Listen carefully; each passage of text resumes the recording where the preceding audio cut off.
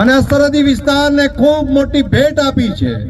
એટલા માટે કે એક આખો આવડો મોટો જિલ્લો, ગુજરાતની અંદર સૌથી મોટા જિલ્લામાં જે બનાસકાંઠા જિલ્લો બૃહદ આવતો, તો બૃહદ બનાસકાંઠા જિલ્લામાંથી નવા જિલ્લાનું એક નિર્માણ કર્યું છે.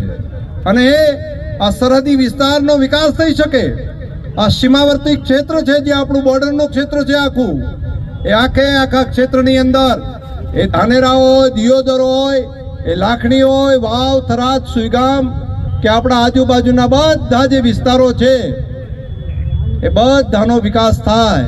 એના માટે કરીને દેશના પ્રધાનમંત્રી મોદી સાહેબે નવા જિલ્લાનું નિર્માણ આપણને કર્યું છે. આ જિલ્લાનું વિભાજન નથી, આ જિલ્લાનું નિર્માણ કર્યું છે.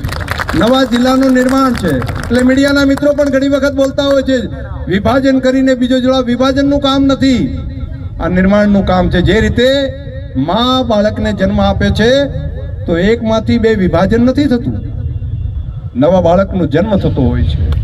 એ આનંદ અને ગૌરવનો વિષય હોય છે. એ જ પ્રમાણે આ નવા જિલ્લાનું નિર્માણ થયું છે. આ જિલ્લાના નિર્માણની સાથે સાથે